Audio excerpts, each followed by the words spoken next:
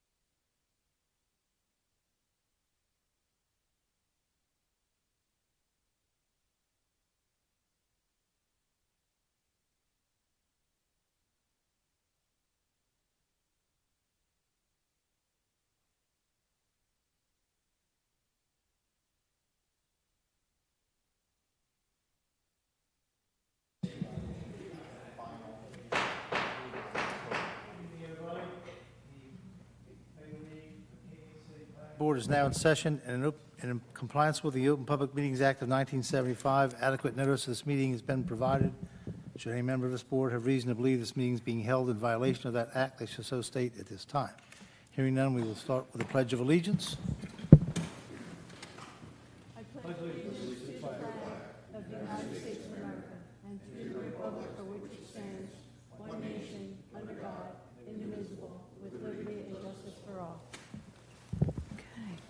Mr. Roll Bezier? call. Yes, Mr. Bezier? Here. Mr. Jones? Mr. Crowley? I'm here. Mr. Gorgone? Here. Mayor Mullick? Councilmember Yeager? Here. Mrs. Reed? Here. Mr. Lundholm? Here. Mr. Malloy? Here. Mr. Paducis? Here. Thank you. Okay, first item on the agenda is Resolution 711-2023, Mahalo, K-May LLC, 1033 Beach Avenue, Block 1101, Lot 1. Motion to approve the resolution? I'll make the motion. Seconded. Gary seconded. Mr. Gorgone motions, Mrs. Reed seconds. Is that okay, everyone? Mr. Gorgone? Yes. Councilmember Yeager?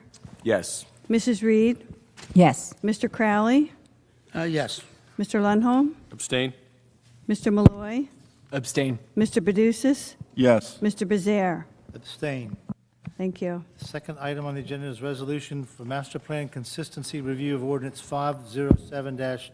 Mr. Bezier? Pardon me? Can we do the resolution after we'd have the discussion? I'm sorry, I should have pointed that out. I think we should be doing both of them together, actually. Okay, Just lump them together. okay. Do you want to discuss it first, or just do the resolution? Well, I think by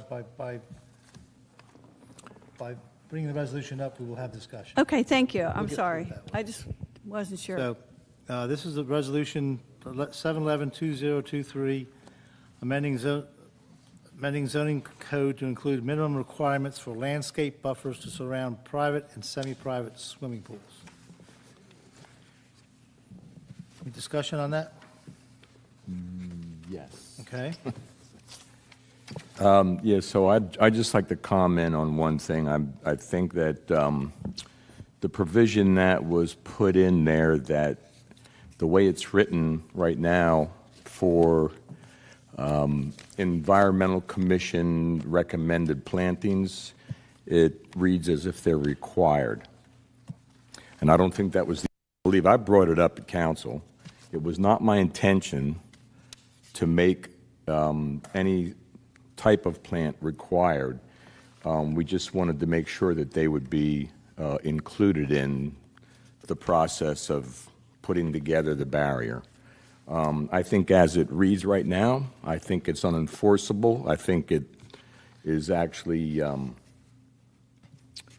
what would I say? It's discriminatory, and I think we're going to run into a lot of problems. You can't tell a certain class of people that here's the plants that you have to use. The next door neighbor can put a fence and a barrier around their yard, and they can put in whatever they whatever they want. So it's excuse me, little throat thing there, but it's got to be modified at a minimum. I have a couple comments also. If it requires these plantings within the side yard and rear yards, what if you've got an existing garage? What if you have a shed that's in that area? Does that have to be taken down to put the plantings in? I mean, and the other thing is, you're required to have irrigation systems. I mean, that's, the Environmental Commission and the Shade Tree Commission actually have a list of drought-resistant plantings. So why put drought-resistant plantings in and then require irrigation system? You know, I think that's a little onerous myself, but. Yeah, I think that the conflict there was recognized, but the whole point was that even if you have drought-resistant plants, whatever it is you plant, you need to make sure that it stays in good condition and continues to be a sound and a visible barrier to the next door neighbors. Again, I think that's, I don't have a problem with this provision, But I do have a problem with us absolutely dictating to anybody what they must plant. I think we should only be making recommendations and letting them decide. So I think we do have one law, of course, in the city, and that is you can't plant invasive plants. Right. I agree with that. Everything else, I'm afraid, really should be up to the discretion of the owner and their landscape architect. Can I ask a question? Was this plan so that it would provide privacy for other neighbors not to be annoyed with noise? What was the purpose of these plantings? That's my understanding. That's my understanding too. Noise and the visibility, in of the. So are there any other rules, for instance, no swimming pools? Do we have rules for the pool other than these? Sure. Like no pools in the front yard? Absolutely. And the filtration system not being visible to neighbors but being closed in, that kind of thing? Yes, Okay, we do. Yeah, this is in addition to those. in addition. requirements. Thank you. I did want to make a comment about that also. Number one, I need to know more about where this came from, this action. And number two, as I look at our code book, we don't have a lot of rules governing swimming pools. We have almost none. And we are bound, I would assume, by the contents of the State Uniform Construction Code, which references the International Code for Swimming Pools. There's standards in there, but I don't see anywhere in our code that says, if you're going to put a swimming pool in this town, you have to follow these rules. There are, from a zoning standpoint. Right. There are rules. Right, I got you. And that's all we're looking at. We're not looking at sanitary, that sort of thing is really not our purview. We're just zoning. Well, I would push back a little on that. I think it may be our purview if we are concerned with the overall integrity of the way the community designs itself. But to state that we don't have any rules is not correct. We don't have any ordinances. They can't be in certain areas. They have to be so many feet from a property line, a building. They can't be in the front yard. They count as lot coverage. Yeah, right. That's all in the all that- state, all that's that- all in the state uniform That's construction code. That's in our zoning code. There's a specific swimming pool section. Well, look at it another way. In our ordinances, there's only 3 times, with respect to design standards, not counting water usage and drain off and all the rest of that stuff, there's only 3 times where our code speaks to the design of anything connected with a swimming pool. Craig, you want to address that? I'm not sure what you mean by design. but So, see, I think your first question was, where did this come from? Right, So I can answer that question. I'll good. start with that. So, Microphone. thank you. So when we went through the master plan re-exam in 2019, this was a polarizing issue. We did not have consensus on the board with regards to any specific recommendations with regards to pools. Right, Very polarizing. Some believe that the pool standards should be relaxed. Others believe that overdevelopment of lots and impacts from pools has been cited as concerns. I mean, Right. it's specific. So we had a recommendation and we left it open-ended. We know that we discussed it, but there was no, and it said, no recommendation is made at this time. Further study and discussion should be made to develop any pool-related recommendations. So from the planning board level, we didn't make any specific got you. recommendations. Yeah, It's my understanding that the governing body has been receiving complaints. And this ordinance is supplementing the existing ordinance to try and address some of those complaints. So that's where it's coming from. A lot of times, we send stuff up to them, and they, decide whether they want to draft an ordinance or not, and they can also refer ordinances back down to us for master plan consistency review and recommendations. So Right. we're doing 2 things tonight. One, finding that it's either consistent or inconsistent with the master plan, and 2, you can, in addition to that, you can send recommendations back up. we think this is a good idea, we don't like this, et cetera. And that's good, because I'm guided by your memo. Your memo was the thing that raised my concern for me. And I kind of think it's our responsibility to bring this issue back up. If the master plan review in 2019 basically said, I don't want to deal with that right now because we can't get our act together or we can't agree with each other, that's one thing. But it's now 5 years later, 4 years later anyway, it's still, and we're getting new problems. Postage stamp swimming pools being stuck in corner lots. The civic leaders are getting complaints about that. And I tried to look in the code to see where that's even allowed. Was it even approved? I don't know. And I think that our ordinances concerning zoning requirements should be basically the Bible for how the town builds itself. And that Bible doesn't have anything to say directly to a developer, a homeowner, a citizen. This is what we think, this is what we believe pools should be. There's only three, we're talking about fence elevations, we're talking about the distance from a fence to the pool edge. That issue last month when we talked about the Mahalo application, they put that pergola, or whatever it's called, over the pool with a stationary base that's less than 3 feet from a fence. And in the International Swimming Pool Code, it's not supposed to be less than 4 feet from the fence. Now, I don't know where that gets caught in the mix, but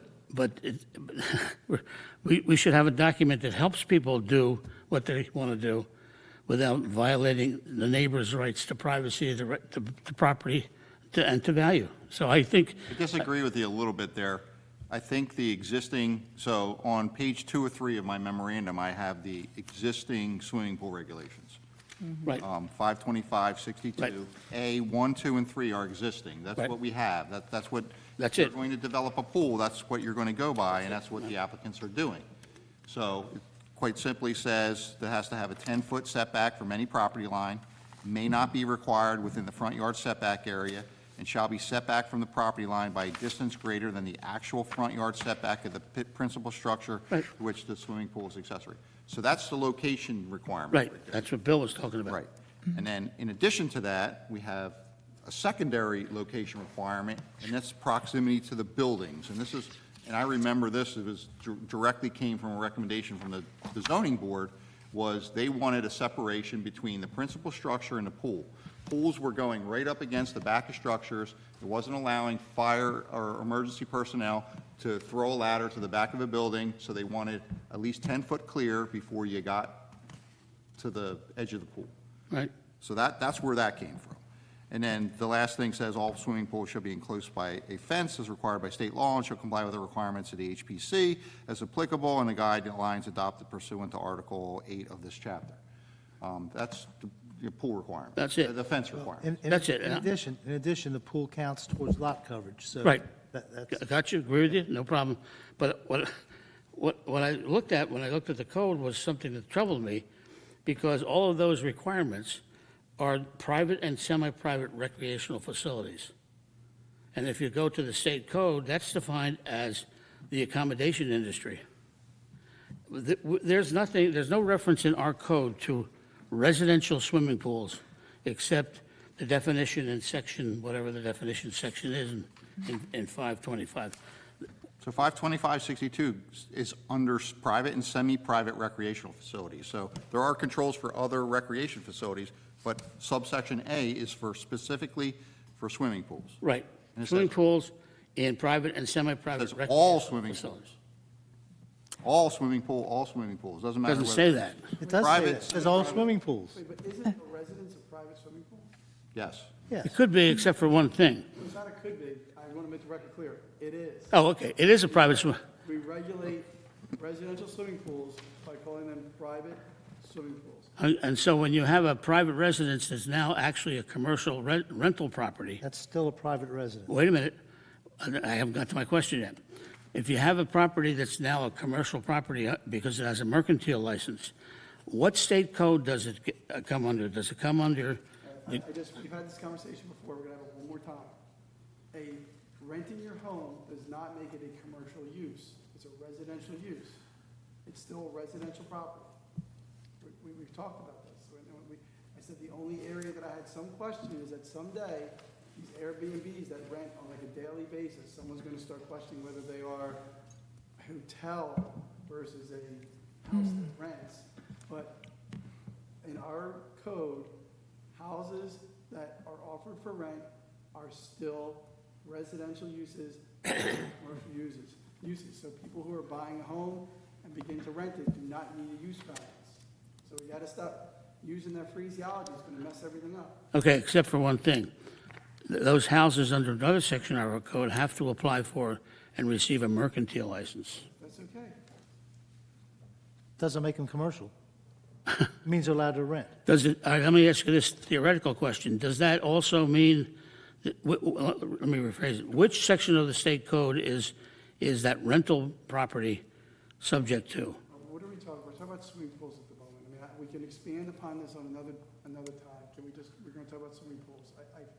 I've answered that question. These are all swimming. Yeah, unless you want everyone who's renting their property out to come to the zoning board for a use variance, and then shut No, down that's- the zoning board, then we cannot keep putting on the record that we think that renting your house is a commercial use of a it's not, it doesn't change the zoning use. Yeah, I understand that. Those people are already, can have a pool. We do, because we've done this like 2 or 3 times.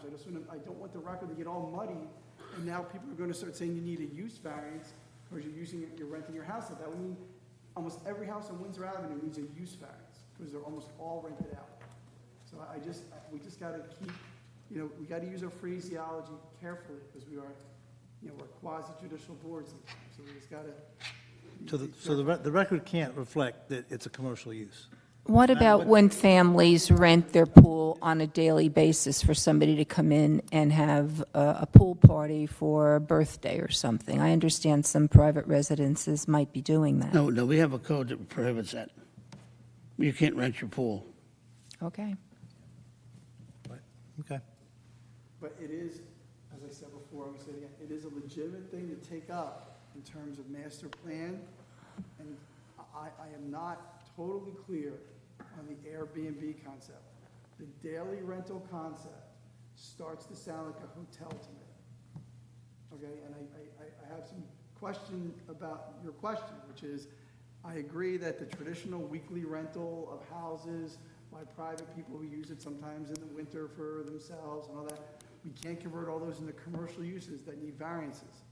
But the Airbnb concept, where it's every day a different person rolling in and out, starts to sound the definition of a hotel, and that may be someday a commercial use. So we need to give that some thought, Greg, on our list of things to talk about for master plan. In my mind, I have some doubt about that. But what we're here to talk about tonight is swimming pools. Swimming Well, pool. let's please try and limit it to that. So what the fourth item that is proposed is another control on swimming pools. So in addition to the 10-foot setbacks, Right. they're saying that, they're proposing that a 4-foot wide planted green space be provided along the rear and side property lines within the rear yard to increase infiltration, add additional buffering, improve aesthetics, and provide space for grading and the conveyance of stormwater. That's the stated goal here. It's right in the ordinance. But as, Can I say one thing about the commissioner's comment? Just, so I just want to have a record, because you mentioned discriminatory, and I know that's not exactly what you mean. But this isn't has to do with race, gender, or sexual orientation. This is about plants. So you only need a rational basis to make the distinction you're making, okay? When plants are decorative, they're not as critical. So you can put any plant in, and if it dies, then you just have a dead plant. So if you want to be silly and plant things that die in Cape May, it's your property, you can plant ugly things if you want, okay? But when, yeah, the microphone, I'm talking loud enough, but that's okay. But what the purpose of this ordinance, as I understand it, is also for the conveyance of stormwater and to maintain a buffer. And when you want the plants to stay and to live, to me, it's a rational distinction that then requires certain types of plants that have demonstrated durability, and therefore, by planting them, you're not just planting them to die, because then people will plant, I'm not a plant guy, but they'll plant a palm tree, as the buffer, and then in 6 months, the palm tree dies, and now what happened? They built their pool, they put a palm tree, they got approved, and it's gone.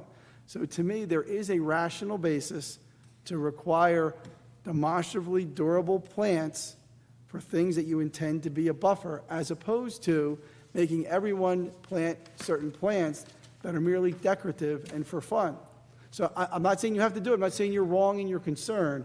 I just want the record to reflect that there is a rational basis to do it here, where there might not be if you were just regulating everyone's plantings throughout the town for just, you like those better, okay? Well, and you're right. What we do want is something that's demonstrably durable plantings that will affect what we're trying to affect here. However, restricting it to a very limited number of plants and telling property owners that those are the only plants they can plant in this case, which is a pool screen. If you're doing anything else, you're not required to do what this resolution, what this ordinance is requiring.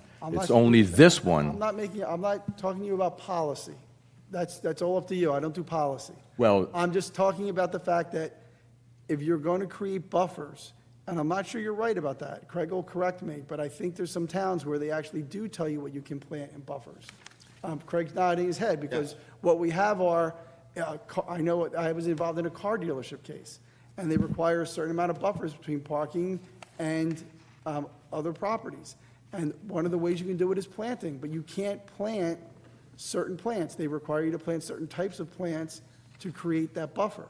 So you may not like that it's just the list, but it might be rational to say, or such other plantings as are approved by the Shade Tree Commission, so that it goes before them, so it's not on the list. But to just eliminate, to let them plant whatever they want, to me, seems to defeat the purpose of creating the buffer. well, that So may. tweak it. But, okay, so if I want to do, just to give you an example, if I want to do this, but I don't want to plant the plants that they're demanding that I plant here, I'm going to put a fence up, and then I'm going to put a barrier up around my backyard.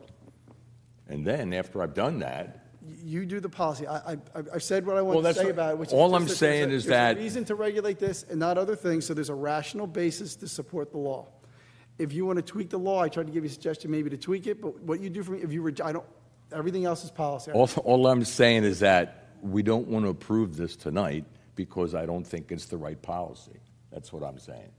I think it needs to go back to the Well, what we're to doing the, tonight is council. consistency with the master plan. So that your commissioner hat is one hat. This is whether it's consistent with the master plan. And you can also forward recommendations. Recommendations. So that's what I was saying, is maybe instead of rejecting it out of hand, I'm trying to suggest that maybe instead of just going by the list, that you come up with some language that says maybe a demonstrably durable planting, something that really stays as a buffer. So I'm just giving you some. And that's thoughts all on I'm recommendations. suggesting is that, now, I'm not saying get rid, I have no problem with this. I have no problem with the barrier. I have a problem with the way they're constructing the barrier. So that's that. But I'm the dummy that ends up having to write the recommendation. So I'm trying to steer you towards some language so we can say, we don't like this, but it'd be more consistent with the master plan to have durable plantings as the buffer, as opposed to just the list on there. So something that I can put in as the recommendation. So I'm just trying to And get to that. That would be End the point. recommendation See? I'm making. There you go. Can I ask one more I'm a question? closure guy. Is this ruling that we're going to do with these plants for future pools being put in moving forward, or is it going to be responsible for people who already have pools to Future. put this in? You're grandfathered in if you already constructed your pool. Another projects that we've approved, there is a landscape requirement, and as I recall, they don't use the terminology required, but I forget the language they use. Strong consideration, Right. or something like that, which would soften it, but, lean it towards the Shade Tree Commission's recommendations, but not making it a mandatory thing. And I agree with the having an irrigation system. I'm sure most people probably have irrigation systems, but making it a requirement when it doesn't exist can be onerous, I think. Yeah. Yes. And then what about my question about sheds and garages that are already there? If that- you have to That's the other somehow thing, because that's a natural buffer in itself. Yeah, and I think that they would say that if it is a buffer, then Yeah. put the fence up to that. You don't have to tear it down. You can, So should we put in language that says unless there is already a buffer of 6 feet? Just thinking about it in terms. accessory You building? can recommend. Right. Governing body, is the policymaker, they can listen to your recommendations or not listen to them. I mean, you could put language that says But in conjunction with Yes. existing accessory structions that are in the, Right. So to summarize, the two recommendations that I got out of that conversation are that with regard to the part about the plantings, the recommendation is not to require them to use the list, but rather to require it to be a planting that is an effective buffer, but the list is only a recommendation. yes. And the shed and garage, an existing shed and garage may also accessory serve, buildings. an existing shed garage or similar Accessory building. accessory I don't know what else it would be, but. may also serve as the fence or buffer where appropriate, okay? Now, there's some, it has to be, Irrigation, On irrigation, because if, what do I do with irrigation? I don't think they want it required. because if you're specifying, drought resistance plants, then why do you need the irrigation? And if an irrigation doesn't exist, then now they're adding a pool or adding a, that Putting- buffer. Putting irrigation in doesn't guarantee they're going to use it. I just said irrigation is recommended but not required. Okay? Right. All right, are there the three recommendations you want to send back? Live with that. There we go.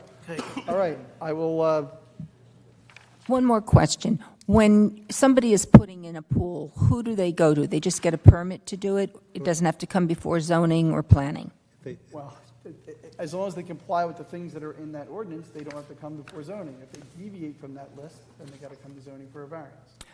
Okay, because I'm seeing, I'll be specific, on Kearney and Madison, a house has put in a pool. It's almost up to the sidewalk. The total lot coverage of that whole facility, garage, pool, deck, house, is almost 100% lot coverage. And I'm wondering how something like that got by, particularly the pool now, which I'm reading here was always 10 feet back. It didn't go in front of the board, so it must have, It didn't, and it didn't go before zoning. conformed. Where they miss- And you have to understand, that's an RS zone, I think, 65%. where you've got lot coverage is substantially higher allowed. Because it is a lot. Yeah, So just to be clear, it conformed to what? to the zoning requirements of that zone. Setbacks, it met setbacks, it met the setback from the house. Well, you don't know that. You're assuming that because they did it without, I'm assuming, that's what we're I don't know the specific property that she's. Craig only gets it if there's a variance, right? Right, I don't see the ones. that Despite my did. protestations, they don't run them all by The Craig. normal course of action is to submit for a building permit. The zoning officer reviews it to make sure it's consistent with the code. If so, he will sign off on it, and then the construction official can issue the construction permit. If that happens, I never see them, the board never sees them, and they go get built. So the paper trail for that project stops at the zoning officer's desk? No, then it No, goes to construction. Construction official, Construction, yeah, stops there. there. So how that pool got, It starts at the zoning officer's desk. right. So how that pool got there, we'll know the history of it if we look where. We don't know that it's not conforming. Yes, sir, we just want to know the history. I think that was your You question. Oprah the Yeah, I want- construction and zoning file for the property, and you read it. Okay, Or you can call him up, he's a nice guy, he'll answer your phone. Well, you Oprah the file and you read it. yeah, thank you. For the record. Yeah, just for the record. Okay, is everybody comfortable with the recommendations we're making? As far as consistency goes, my reason for giving you reasons to find it consistent with the master plan is specifically on the first page. We call out the need for addressing swimming pools. We don't make specific recommendations, but it's not inconsistent with the master plan or the master plan re-exam that was just recently adopted, so I think you can find it I consistent. think we can. Anybody care to make a motion on the revised? Make the motion. I'll second. Okay, we have a motion by Mr. Gorgon, and was the second Mr. Yeager? Yes. Thank you very much. And this is to send the recommendations to City Council? Is that correct? Yes. Find consistency with the master plan and for the recommendations. Okay, so I you think found, the motion is to find that if the recommendations we propose are adopted, then we would find it to be consistent with the master plan. And the recommendations are to not require that they use the list from the Shade Tree Commission Environmental, but rather to require it to be a planting that is an effective buffer, but the list is only a recommendation. That a shed, garage, or similar accessory structure may serve as the fence or buffer where appropriate. And it's important that it serve the same purpose as a fence, so the structure has to be one that is resistant from intrusion, okay? So that's the concept. And the third one is irrigation is recommended but not required. That's the motion being made. How you vote is up to you. okay, Mr. Gorgon, motion. Councilmember Yeager, seconded. Mr. Gorgon? Yes. Councilmember Yeager? Yes. Mrs. Reed? Yes. Mr. Crowley? I'll make a comment first. Mr. Chairman, can I do that? Sure. I'm concerned about this proposal because it does harken back to the master plan, but in no substantive way does it do that. It's an issue that was raised concerning pools. It fits in recommendation number 20 because that's talking about pools. But to be perfectly honest with you, I have no problem with the vegetation piece of it all. My problem is that it doesn't really directly come back to the master plan, although you can make an argument that it's consistent, I guess. But my real concern is that the master plan said that the overdevelopment of lots impacts the pools have been cited. No recommendations made. Further studies should be discussed and discussion should be made. The real question is, I'll support this, but I would like to know when we're going to start that discussion on pool-related issues that stymied the master plan redevelopment, master plan re-examination committee 3 years ago. Those were key issues. Those were important issues that a lot of the people in this town are getting frothed up about. And I think if we don't immediately begin to put this on our number one priority list of things we should recommend changes for, we're going to cause more problems than we solve. So I'll support this resolution, but I would like to know when we're going to start talking about the substantive issues that were raised in recommendation number 20. So I'll vote yes. Any further comment? Okay, Mr. Lundholm? Yes. Mr. Malloy? Yes. Mr. Paducis? Yes. Mr. Bezier? Yes. Thank you. Okay, the next item on the agenda is, and we'll combine these as well, the master plan review consistency with adopting the historic design standards for the Historic Preservation Commission, and the resolution that's been prepared, 7/11/2023:3, master plan consistency review of ordinance 508-2023, updating and adopting historic design standards for Historic Preservation Commission. And everybody got the voluminous attachment? I can't tell you that I went through it, because I certainly didn't have the time you guys had putting all this together. Anybody have any questions or comments about the standards? Well, may I speak? Sure. Yeah. I did read everything, and Show off. I just wanted to question on some of the strike-throughs. A lot of the history with dates was struck out, and I'm concerned about losing that history. Come on up to a microphone. And I know it gets wordy and so on, but I think that's an important piece not to be lost forever. Turn on your microphones. I think it would be helpful if I'm allowed to make just a couple opening comments on what this is about. And what Can you turn on your microphones, please, and introduce yourself to the board? Thank you. I'm sorry, we're one short on the mic. You're good. Just bring it a little closer, Warren. The current design standards that we're using are 20 years old. And what has happened is over the last 20 years, certain things have changed in the environment that we've addressed through ordinances. There's like a half a dozen ordinances that the applicant now has to have the design standards and then has to understand these half dozen ordinances.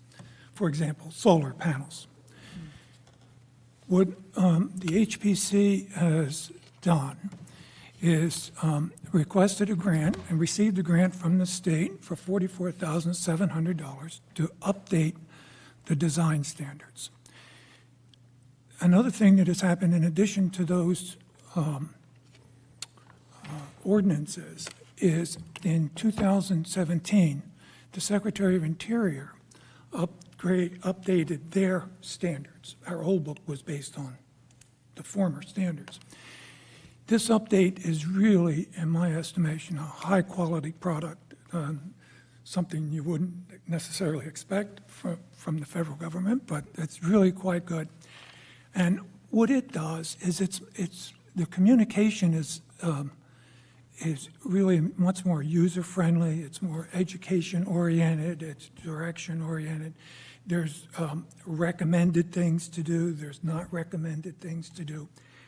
And so what we wanted to do at the HPC is update our book to reflect that same kind of user-friendliness and the ordinances.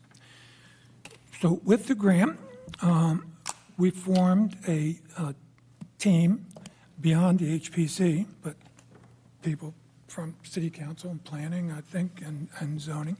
And we asked Pip Campbell, who is with us tonight, to lead that effort. This is about a year-long effort. I'm sure. One of the things that's important is what this is not. This standards book that we're presenting is not an increase in authority for the HPC in any way. Everything that's in the book was either approved prior in the prior book or through the ordinance process with City Council. So it is, in fact, intended to be a communications vehicle, and that's part of the grant. We're only talking about the book tonight, but the grant also includes an element of education for the public, which is currently being developed. A third element of the grant is to make the book available online in a user-friendly format. That work is being done. So we have a team of a little bit more than a dozen people working on this for almost a year. We were able to attract Steve Smolin, a consultant who is well-versed in this effort. And we have with us tonight Bob Feinberg, who's also available to answer any questions. So this is a multifaceted program. Tonight, we're talking about the standards book. And I think the city will benefit. I think this is a wonderful improvement over what currently exists. So, great communications vehicle. So. Okay.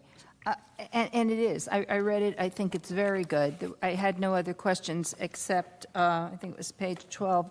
The timeline, the early 1700s, it describes how we got where we are today and why we're historic. And I just hope we don't lose that. Is that going to be printed somewhere else? The other article, this book was very good, but it didn't go into those few things. That was my only point. It's Actually, yeah. You want me to answer, Warren? Yeah. Sure. Hi, everyone. Stephen Smolin, Architectural Heritage Consultants. So the history has been consolidated in this revised version. That's really to get our audience, which are the homeowners, design professionals, and the board itself, right to the heart of the matter. The history is on page 6 and 7. Many of the pictures and many of the dates from the timeline in the previous version appear in this revised version. And also at the back of the book, the last page includes an entire set of different references to Cape May history, one of which was written in the 1800s, so there's plenty of history there, and there's hyperlinks to all that, so homeowners can get Right. all the history they want. out of You're this on book. that one. Maybe I have something different. It was just an introduction with all the strike-throughs, and that's the one I was looking at on page 12, where you were eliminating all the history. What page is the stuff you just said on? I don't see it on there. Page 67? Mine is on page 114. He's or talking about the old time. The strike- Number that was in the Strike-through's on page 12, I saw that. Right. Yes, so I think there's two documents with the board tonight. There's the design standards document, which is 100 pages. Sure. The microphone's not on. There's the design standards book, which is 100 pages, and that was originally submitted to the board from the referral from City Council. And then there's also a 114-page kind of annotated version of the text that lets you follow the difference between the 2002 standards and the text changes made to the current standards, which is a little difficult to do because we moved around so many sections so that the order made more sense, was in more closer conformance with the 2017 Secretary of the Interior standards, and more responsive to Cape May, really. So the only thing we're adopting are the standards. Yeah.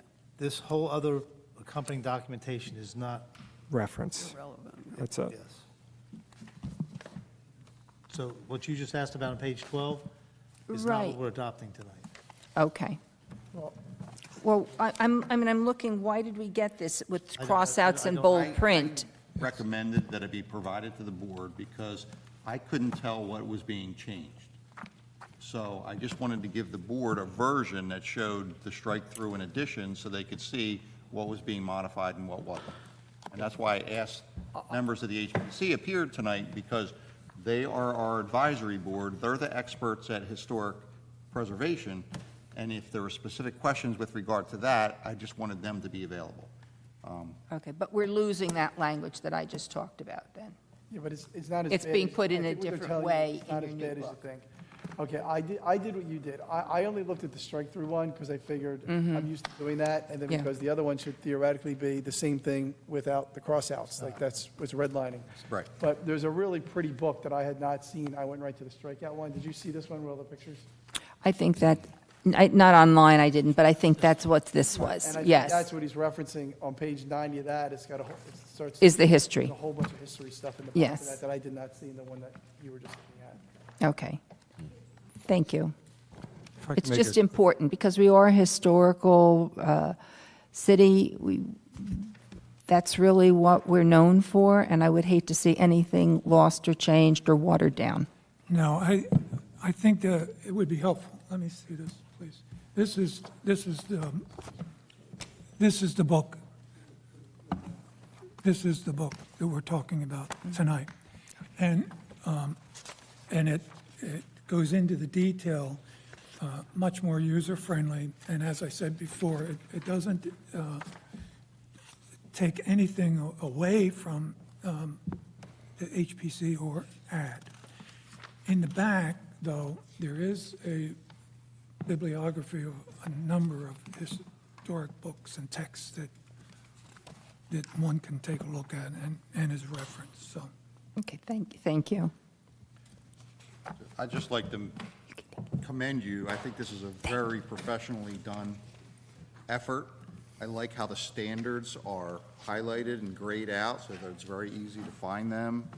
That's in here. So I, you know, If I can make a Bravo. comment also about the procedure, the process.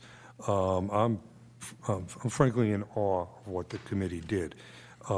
As the chairman pointed out, there were people participating in that committee from all agencies, people who aren't on any boards in the city, and under the guidance of the consultant, put a tremendous number of hours into this, digested the old design standards very, very well, saw what needed to be incorporated and updated. As the chairman pointed out, the old standards are now 21 years old. Over the years, there's been several ordinances passed dealing with new technology, separate ordinances, the satellites, various kinds of improvements, but they weren't incorporated into the design standards. This actually hasn't been revised as a booklet over the last 21 years, and it's hopeful that it won't have to be revised again for another 21 years because it is so comprehensive. This was presented to City Council at their last meeting. They did pass it on first reading. It's going to be considered by them again next week on second reading, assuming that this board approves its adoption. And one other item that I'd point out, in Mr. Hurlis's memorandum, when he makes reference to the revisions to the restatement of the master plan in 2019, he refers to section 7.6.6 of that, and he contains a statement. It is recommended that the Cape May Historic Preservation Design Standards be continually reviewed and updated to incorporate appropriate product developments available today, which were not contemplated when the standards were adopted. That's precisely what this is doing and the reason for it. It's 21st century design and graphics to make it more user-friendly. It will be on the website. So that's really all. I defer to the consultant for any specific items in here, but I think everything was done that should have been done and the way it should have been done. I think the product is tremendous, and the grant money here, well spent. So Anybody else have any questions? It's probably a good time for me to put my consistency statement on the record. You stole my thunder, that's what I was going to read, but this was very easy to find consistency in the master plan. It's specifically stated in the historic preservation element, as illustrated by that sentence that was just read. It's specifically recommended that those standards be updated, reviewed and updated, so. Okay, anybody, yes, Bob? Yeah, just, first of all, you are to be commended on this. It's, I found it easy to read, especially the fact that you had a summary in the column, the do's and the don'ts. You mentioned, Warren, education as being part of it, which I think is very important, because a few comments I do hear from time to time, I didn't know I had to do it that way, and or even go to the HPC. And I'm just thinking that maybe a focus on the education might be with the realtors, because the realtors are the ones that are going to see the new people coming in and are not going to have an understanding of, especially if they're purchasing an older house. One of the things, the education piece is being developed as we speak, but already the consultant has contacted the County Realtor Association, and we have discussions amongst ourselves. I will be contacting some realtors as to what they're doing. Hopefully, we'll be able to develop an education piece out with this grant that will qualify for the continuing education for realtors, and in that way, it would encourage people to actually attend. The other element that we want to reach out for is for the transfer of the property as well, not just the realtors, but at settlement, to see if we can do something there. But that is under development. Tonight, what we have finalized is the standards book. Thank you. I think there's just one other thing that should be noted. I think everyone has this flow chart that's in front of them, and I think that was modified a little different than what was included in the original document, correct? Yes. That's correct. The phrase was Is the added. HPC okay with this new modification? Yes, this came about, actually finalized today, conversations that I had with the city solicitor about the language. We wanted to clarify the process in which there may be an application to this board or the zoning board. What happens to it at that point? And how does that involve the HPC? Well, it would involve the HPC if the HPC wanted to comment, provide advice to this board from their perspective, or the applicant, if they wish, could go to the HPC and have what we call a conceptual review of the project. So the note that was added that you see here to the right of the flow chart is the result of that discussion, and clarify that there's an option there that the HPC or the applicant has to handle it at that point. Okay, so I think it just, when the board approves this, they should endorse this revised page 9 in lieu of the one that was originally provided to them, just so the record's clear. It's a clarification. The city solicitor called it a clarification, Clarification, okay, there you go. not a revision, it's a clarification. Thank you. Okay. Any other comments? I just want to, I said it at council, and I'm going to say it again, the city's really lucky to have such a skilled team doing what you, I don't know how much time you put into this, and thank you so much. It's a great piece, great. Thank you. Yeah, there's a real effort here, and Pip should stand out and take a lot of the credit. She led the team, developed the team, and I think the end result is really, really terrific.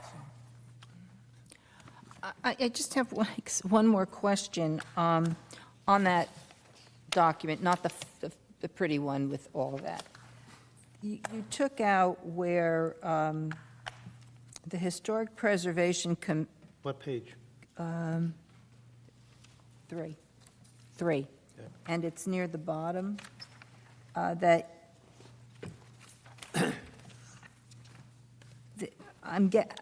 my interpretation is the Historic Preservation usually would issue a certificate of appropriateness before a permit is issued or work can commence, and that's being taken out. Are we taking anything away from the historical preservation and just not having your input in something there? So much of that content was taken from what was like a, Speak up. much of that content was taken from what was somewhat of a rambling introduction and put into a separate section.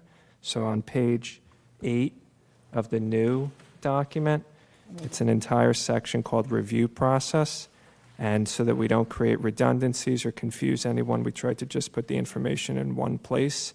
So the purview of the HPC is enumerated there. It's adjacent to that flow chart we just discussed the clarification to. So it's not, the introduction is really just a single page now, sets the scene for what is Cape May, HPC, and then anything related to the review process is in that section only. So that certificate would still have to be issued? Definitely. Okay. Good, thank you. When will this be generally available? Well, it has to be approved here, and then the resolution has to go to city council, and then it has to go to print, and then we have to do these other elements, the education and the web and the website. We have a pretty tight time frame. This project's almost a year, and so we're anxious to get to the next piece, but hopefully in the fall this will be done. Can I ask you a more technical question? This document, the pretty one, that one is going to be what is going to be your standards. We used to call them guidelines, now they're standards. No, there's some confusion there too. The existing ones are called standards. It's City of Cape May design We changed it standards. to standards, I was there. I get that. It's not guidelines, it's standards. So these are our standards. And when you make decisions on the HPC, they're going to be with reference to this document. This is the ordinance, basically. Yes. Correct? Yes. Okay.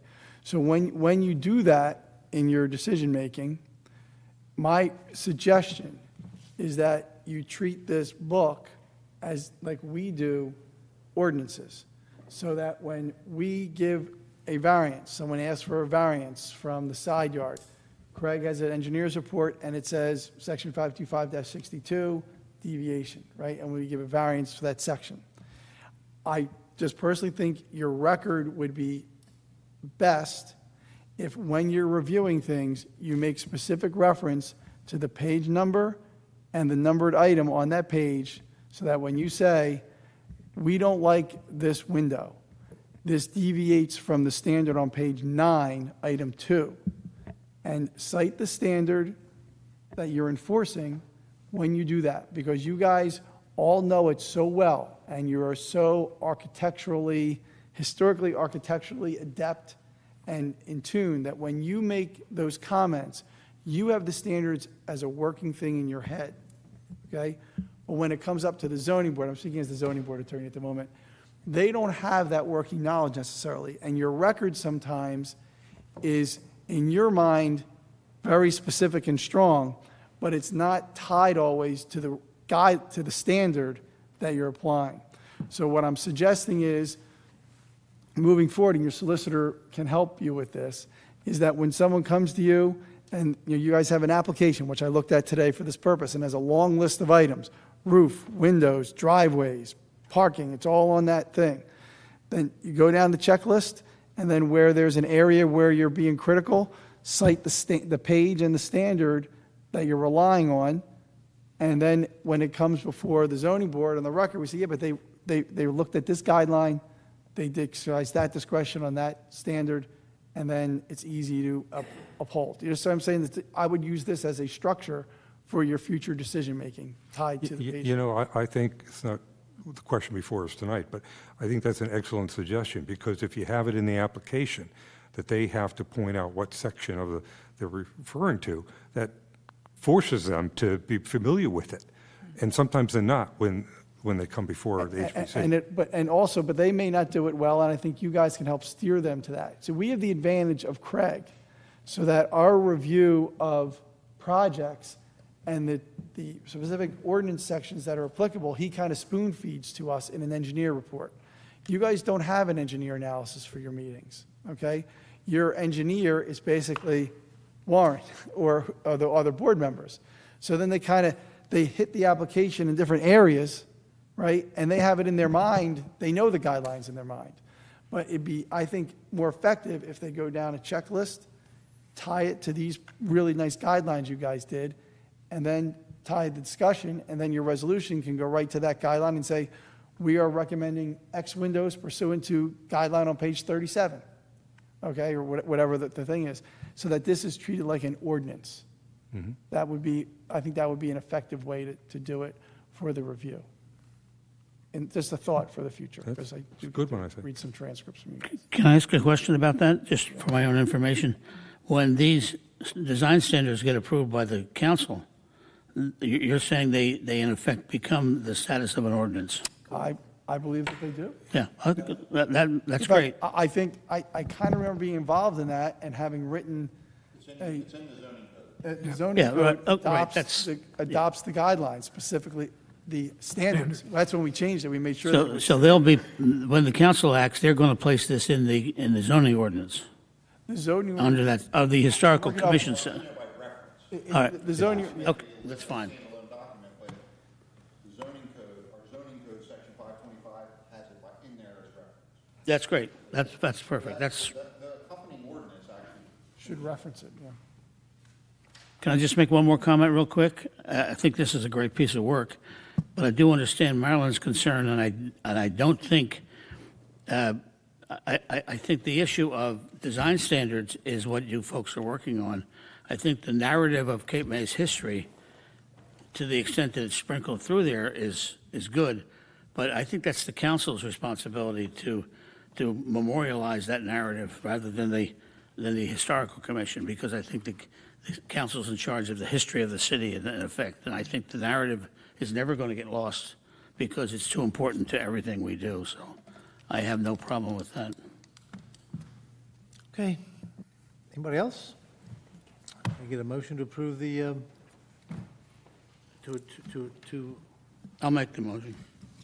approve the standards? Okay. Do we have a second? Second. Thank you. Motion by Mr. Crowley, seconded by Mr. Lundholm. Mr. Gorgon? Yes. Councilmember Yeager? Yes. Mrs. Reed? Yes. Mr. Crowley? Yes. Mr. Lundholm? Yes. Mr. Malloy? Yes. Mr. Produces? Yes. Mr. Bezier? Yes. Thank you. Okay, guys, good job. Anything else for the board tonight? No? Motion to adjourn? Hold on, Approve the Bill. minutes. Minutes? We have to So I thought we did. adopt the Did we minutes. do that? No. Oh. I thought we. oh, we June did. 13th. You did the resolution, not the minutes. Oh, sorry. Skip that. Minutes of June 13th. So moved. Do we have a second? Wait, who motioned? Oh, Mr. Malloy, Mr. Gorgon, and Mr. Produces seconds? Okay, we have a motion by Mr. Gorgon, seconded by Mr. Produces. Mr. Gorgon? Yes. Councilmember Yeager? Yes. Mrs. Reed? Yes. Mr. Crowley? Mr. Lundholm? Abstain? Mr. Malloy? Abstain. Mr. Produces? Yes. Mr. Bezier? Thank you.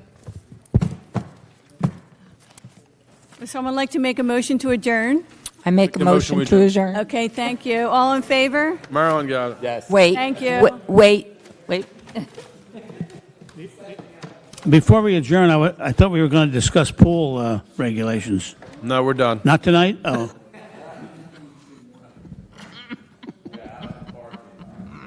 Yeah, Bill was going to, you're going to put together a study group on that?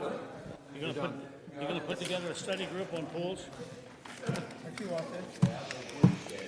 I think this was the attempt to try to address some of the issues. I mean, by the time you're done, you